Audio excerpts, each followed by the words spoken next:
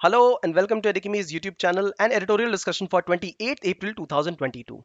My name is Harsh Singh and in this video we shall discuss an editorial from The Hindu which is titled Energy Independence Through Hydrogen. This editorial speaks about the opportunities and challenges of hydrogen cell as the energy provider. This editorial is also very important from the perspective of India's economy and science and technology. If you appreciate this initiative, share some love through likes, comments, and shares. Let's discuss. The editorial begins by saying that India's energy dependence is very high on import energy. We are also a country which has per capita consumption of electricity of energy as very low as compared to the global average, consuming only one third of the global average. And compared to a developed nation like USA, we consume only one out of the 12 proportions that USA uses per capita. We are a growing nation, we have energy demands, and we are energy hungry. We need energy, but ironically we are dependent on energy. 85% of petroleum dependence and 50% of gas dependence, and this is what fuels our energy. And there is a huge volatility in price from $30 per barrel to $140 per barrel. And over and above everything, this is all dirty fuel contributing to global warming and greenhouse gas emission, India being the third largest emitter of greenhouse gases in the world. What we actually need is clean fuel. We need more energy security in the country. We don't have to import all this. Can we have that? Do we not need energy sustainability? That means this clean energy must be there for all times to come, hundreds and thousands of years, and everybody must be provided from the rural terrain to urban areas to far-flung areas to forested areas. There must be complete access, and all the forms of economic activity must be able to use this energy. Which is that hero and heroine energy? This is hydrogen fuel. Hydrogen can be a game changer for the country, not replacing the other forms of energy, but then complementing them far in the longer way. For example, it can be used in transportation sector, industry sector, even for energy intensive sectors like smelting iron, copper, aluminium. It can also be used to create other forms of energy like green ammonia, methanol, and synthetic kerosene. In fact, what we are looking at is a huge energy level creation, electricity creation with hydrogen fuel. 200 gigawatt by the year 2050. 200 gigawatt by the year 2050. That is the amount we are looking at. And therefore, government initiated the green hydrogen policy, under which it said there will be open access to people. People who want to consume the energy at mass level, they need to go through certain contracts, and through long-term contracts or power purchase agreements. But then for green hydrogen, they can have independent contracts with the supplier. They need not have the contract with the electricity grid and electricity supplier. Next, there will be waiver of charges in case the electricity is being transmitted from one state to another. From Chhattisgarh to Madhya Pradesh, there will be no further charges and it can be utilized. So there will be good demand, prices will be low, and there will be time-bound clearance for these kind of energy projects. It is only because hydrogen has immense opportunities. What are the opportunities? It has no harmful emission. The emission is only H2O, that is water, mixing of hydrogen and oxygen, creating water plus some energy plus some heat. That's it. So it is environment friendly. Long and above, we also will have this hydrogen fuel that can fuel multiple sectors, space sector, transportation, and industries. All of them can be utilizing this fuel. See, for example, battery cannot fuel the space sector. It cannot fuel the transport sector for longer times. It cannot fuel the energy intensive industries, but then hydrogen fuel can do that. Now this is also fuel efficient because it does not have combustion. It goes through electrochemical reaction. There are no movable parts in the engine unlike the regular combustion engine, and it is quiet energy production. This can also be scaled. So these are the opportunities, but then there are challenges as well. We have to balance the opportunities with the challenges. The challenges are that this mode of energy production is expensive as of now. It is not scalable, it is expensive because hydrogen production at small scale is expensive. There is scarcity of water. If we want to produce hydrogen, which is 1 kilo, we will need 9 liters of water for production of this energy. So we cannot have this kind of energy production in water scarce areas, right?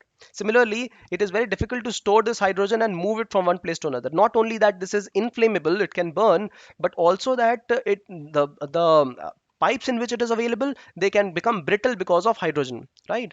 Now, production of hydrogen is also not green all the time. No, hydrogen can be produced with the help of electrolysis, and in this case, it becomes green. But if we are using coal to produce hydrogen, or methane to produce hydrogen, or other ways to produce hydrogen, this will have byproducts, and they will not be good to the environment. Therefore, brown hydrogen, again, we are back to square one where this is not clean. So therefore, we need certain ways in which we can steer the hydrogen production, and it could be better for the country. First, we need to have assured demand so that the whole sector becomes scalable. More production of hydrogen and assured demand will ensure that hydrogen is produced at lesser rates. We have to have certain green industries, for example, green cement, green buildings, which can have permanent demand from this kind of sector.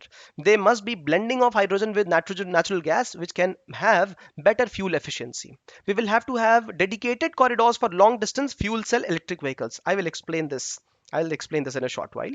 Carbon tariff will have to be introduced so that we penalize the production of the brown fuel.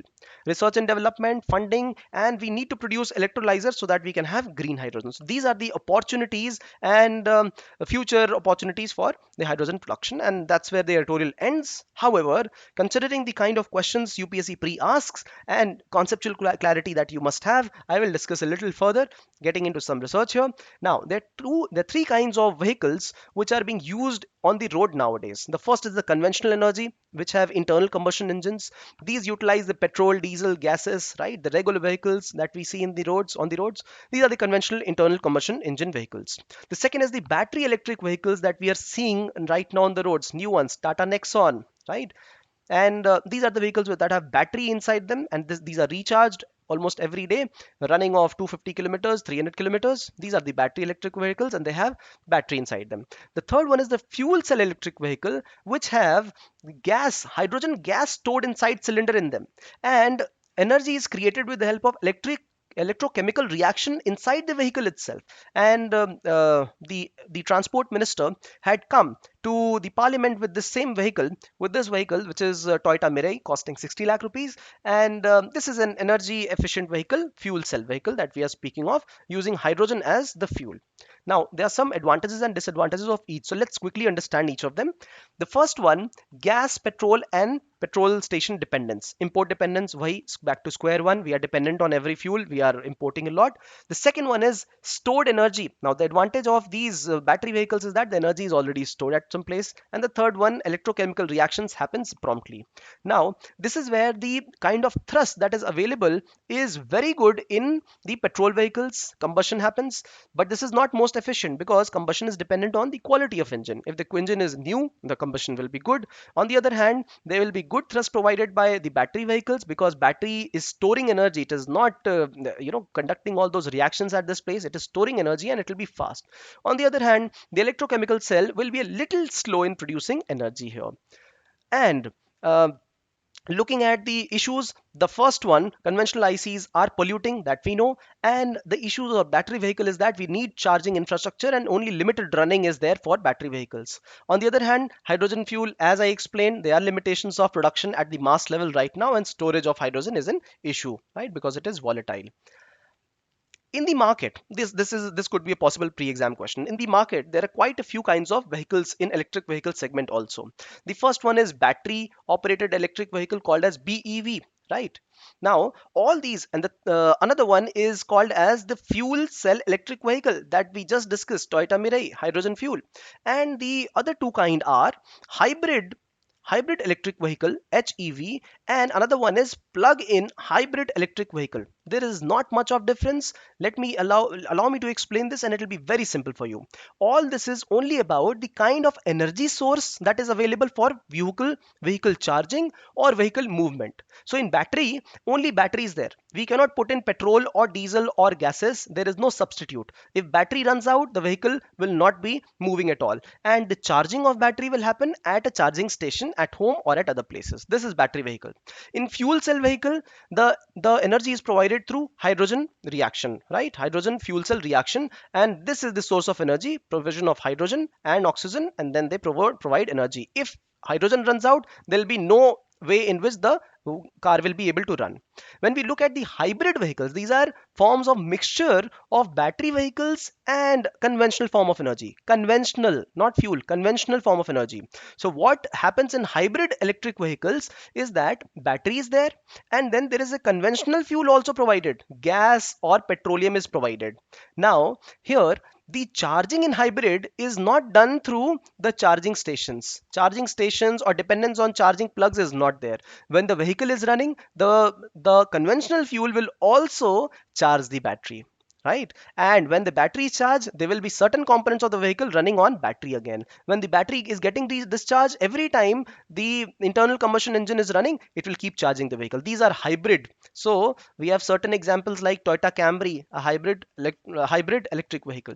So electricity is used and conventional fuel is used. On the other hand, there is something called as plug-in hybrid vehicle, in which the both the forms of energy are used. The conventional fuel, that is the petroleum, gasoline, gas, etc., and on the other hand, battery is also used. The battery is charged through charging stations, and the fuel is also injected whenever the battery is not available or battery charging station is not available. So you must remember the difference between the plug-in hybrid electric vehicles, the regular hybrid electric vehicles, the battery electric vehicles, and the fuel cell electric vehicles. Now, in case of the short run, in case a short run is required, the battery vehicles are good for the future. See, we are looking at a possibility of running out of the conventional fuel, right? The petrol stations. So in this case, when the conventional fuel is going to run out in future, we will have either battery vehicles or the fuel cell vehicles. Now, battery vehicles are good for the short run, as I mentioned, 500 kilometers, 800 kilometers, that's it. But then if we want to travel intercontinental from east end to west end of Australia, or from one end of Canada to another end of Canada, or USA, or same for Russia. So we will need sustained supply of energy, and that is the reason that we will need to create those highways where there are hydrogen fuel stations, and they can fuel those bigger tankers or bigger vehicles with containers which are moving across the road. So that is the utility of these kind of fuel cell vehicles. Now, a quick question for you: mention 5 issues related to hydrogen cell technology and 4 ways to promote the fuel cell industry. Easy question, but then it needs you to exercise your mind. Please put it down in the comment section, and if you have questions and doubts, please again put it down in the comment section. And if you like this initiative, share some love through likes, comments, and shares. Thank you for watching.